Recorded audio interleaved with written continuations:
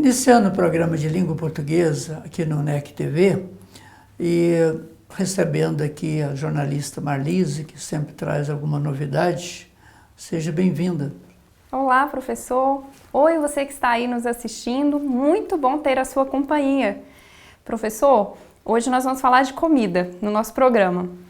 Quando a gente vai ao mercado, a gente compra uma alface ou a gente compra um alface? É uma dúvida aí que pode ser diária, né, professor? Pois é, Marlise, mas antes de falar sobre esse assunto, vou voltar um pouquinho. Eu fico feliz quando ouço você falar a sua companhia. Aprendi aqui, professor. Porque, olha, nossa, mas se for fazer, eu acho que um levantamento aí, uma pesquisa, deve ser bem próximo de 100% quem fala companhia, né? Não companhia, como você falou, o correto. É verdade, as pessoas até observam quando eu falo essa palavra, elas ficam assim, uai, mas não é companhia?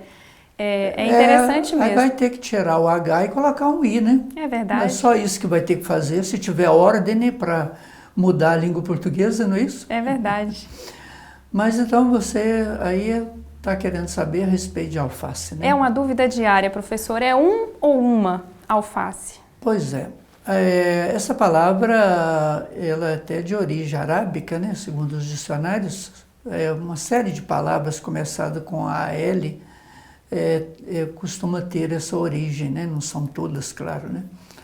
Mas é a alface. Então, nós não temos aí o alface, né? Não feminino. A palavra é feminina, né? Portanto, você vai comer, né, uma alface, né?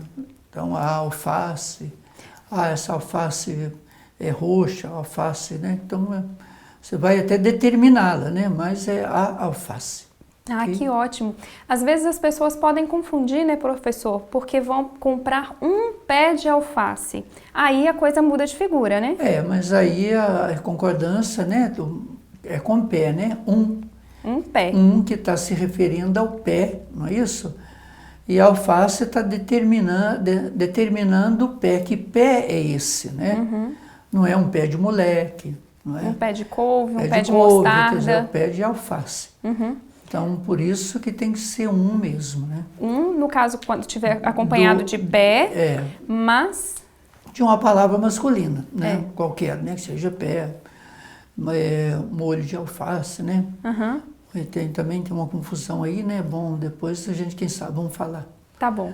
Né? Mas nesse caso, então, é uma alface. Alface. Vou comprar uma alface para fazer salada, por exemplo. Isso. Tá ótimo, professor. Aprendi da lição. Ok. E agora, continuando com a comida, vamos à nossa placa? Ela tá diferente. Então vejamos. Isso aí, Marlise. Realmente a sua placa está muito interessante hoje. É pequenininha, mas com 3 erros. Veja só, são praticamente do jeito que ele escreveu aqui, são 2 palavras e 3 erros. A gente, agora que eu vou corrigir, aí vão se tornar 3 palavras. Veja só, vende, vende-se. Isso não é uma palavra só, isso não é junto, meu amigo. Coloque aí um hífen, depois de vende, separando vende de SE, vende. E olha como que você escreveu a palavra alface. Você escreveu com R, face com 2 S's. Portanto, você substitua o R por L de lado, né, de leite, e alface. Alface você vai substituir pela letra C. C. Portanto, alface é com C. Tira os 2 S's e coloque aí o C. E aí desejamos a você um bom negócio. Professor, hoje nós ficamos no alface, né? Mas foram ótimas as explicações. Muito obrigada, viu? Eu quero convidar agora, professor, você que está nos assistindo, você já segue as redes da UNEC TV? Se ainda não, segue aqui o endereço no Facebook, no Instagram e no YouTube e você vai conhecer todas as nossas programações, todos os programas, todos os apresentadores e tenho certeza que você vai gostar muito. Tem entrevista, tem saúde, tem língua portuguesa e muito mais. Acompanhe a gente lá. Pois é, Marlise, eu acho também muito interessante também essas palavras que são trazidas, essas placas. Isso é muito interessante para esses candidatos aí ao Enem, porque há sempre essas coisas, né, que nas provas, e tenho certeza que isso pode também ajudá-los muito. É verdade, às vezes um pequeno erro ele pode fazer a diferença, né, vai diminuindo a nota e tudo mais. E também assim, igual quando você disse aí, agradecendo a companhia, eu tenho certeza que muita gente arrepia os cabelos assim, e fala assim, mas esse negócio não é companhia, não, né? E para ser companhia é fácil demais, é só tirar o H e colocar um I. Agora precisa ter autorização, não é isso? E não é uma coisa que se pode fazer. Essa Academia Brasileira de Letras, naturalmente, ainda com um trabalho muito longo, é que vai determinar se vai poder escrever companhia com N-I-A e não H. Enquanto isso, é melhor aprender a falar do jeito certo, né, professor? Porque senão vai falar errado muito tempo, né? Que a gente acredita que nem vai ser no nosso tempo isso, né? Vai ser companhia mesmo. É verdade, as mudanças vão acontecendo, mas elas são... No dia a dia, elas podem acontecer de um modo rápido, mas na teoria, nas regras, elas são mais lentas, né? Mas muito obrigado. E você que está nos assistindo, aguarde daqui a pouquinho. Nós temos aqui a professora Cláudia falando aí das redações para o Enem. Então, você que é candidato às provas, estou aguardando você daqui a pouquinho.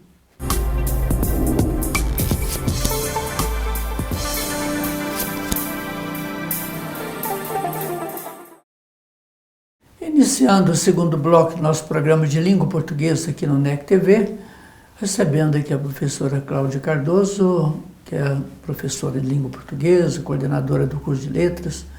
Seja bem-vindo, professor. Obrigada, professor. Professor Pérez, hoje nós temos um assunto, a continuidade de um assunto muito interessante, que é a redação assim, do Enem. Sim. Que são quantos milhares de alunos aí fazendo isso, né? Sim. Fazendo essa prova. Isso, nós tivemos a oportunidade já de falar um pouco, né, a respeito da competência, né, você disse no programa anterior. Sim, das primeiras, mas né? Há muita coisa ainda, Isso, com relação a essas competências. Isso. E o que você trouxe hoje, né, para os nossos telespectadores?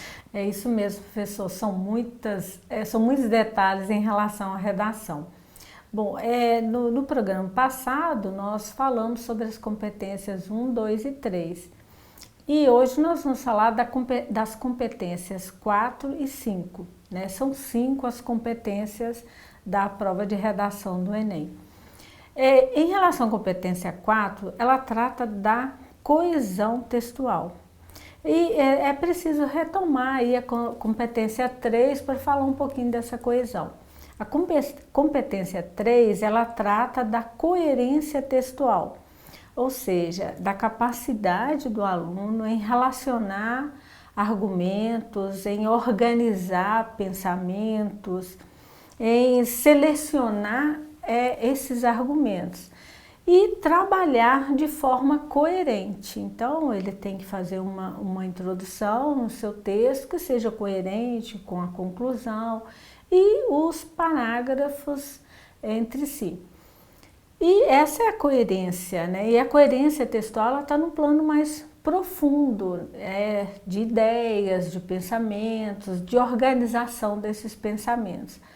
Já a competência 4, ela trata aí de uma forma superficial no texto, a superficialidade, né, dos elementos linguísticos, que são os conectores. São aqueles elementos que vão ligar esses parágrafos, que vão ligar essas ideias, que vão organizar essas ideias. Então, a coerência e coesão, apesar de estarem em competências separadas, elas são inseparáveis, né? Então, nesse momento, é preciso que o candidato ele tenha um conhecimento em relação a esses elementos. Qual é a preposição adequada para usar nessa ligação de termos? Qual é a conjunção adequada para ligar esses argumentos? Um exemplo, né, simples, se você iniciou um parágrafo falando de um lado é preciso observar tal coisa. Se você falou de um lado, isso quer dizer que tem o outro lado. Né? Então, no parágrafo seguinte, para que essa coesão apareça, é interessante que ele, é necessário que ele, por outro lado, então está mostrando a capacidade de usar esses elementos coesivos. Da mesma forma com expressões como, primeiro é importante observar. Ora, se tem um primeiro, possivelmente vai ter que ter o segundo. Né? Então, a estrutura, a ligação entre esses parágrafos, elas precisam desses elementos para que o texto, aquilo que a gente chama de uma forma coloquial, o texto fique amarradinho. Concluir sem um desses elementos é quase impossível, né? É como se ele dissesse, é o famoso portanto, concluindo, assim, destarte. Todos esses elementos são elementos coesivos. Agora, se você pensar bem, professor, imagina no passado, né, como se ensinava as pessoas a fazer redação, não se preocupava com isso, né?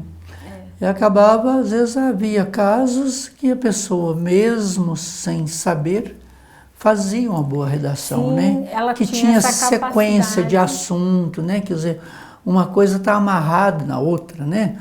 O segundo parágrafo amarrado no primeiro, o terceiro no segundo, mas acho que facilita muito esse trabalho. Quando o candidato tem esse conhecimento, mesmo que ele não saiba nomear esses elementos, é muito bom, mas quando esses problemas aparecem na redação, é preciso que o professor mostre, olha, não há uma coesão aqui entre uma coisa e outra, faltou um elemento para expressar melhor essa ideia. Por quê? Faltou coesão, consequentemente falta coerência. Ele pode cair em contradição, ele pode dizer aquilo que ele não gostaria de dizer. Então esse é o problema, né, da ausência da coesão textual. E quem ler muito desenvolve isso, como o senhor mesmo disse, de forma quase que natural, né? E a outra competência, a última competência, que é a proposta de intervenção, que é a conclusão do texto, né? Na prova do Enem, especificamente, exige que nessa conclusão haja uma proposta de intervenção para aquele problema apresentado pelo candidato. Então, temos lá a proposta de redação, a temática daquela redação, e o aluno vai dissertar sobre isso, argumentar sobre isso, e é preciso que ele apresente uma forma de intervir nessa situação. E é muito importante lembrar que, neste momento, ele não pode, de forma alguma, cometer algum tipo de incoerência ferindo os direitos humanos. Então, é muito importante ter cuidado no que se refere à defesa de tortura, de punição, que não tenha nenhuma intervenção da justiça, alguma coisa que fira o direito das pessoas, né, da dignidade humana. Então, é muito importante observar como ele trata a questão da religião, a questão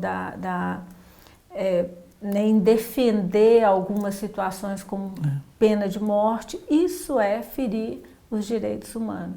Então, e é muito comum cometer esse erro. Infelizmente, algumas vezes o aluno se posiciona não de uma forma muito direta, mas às vezes inadequada, e a banca qualifica dessa natureza.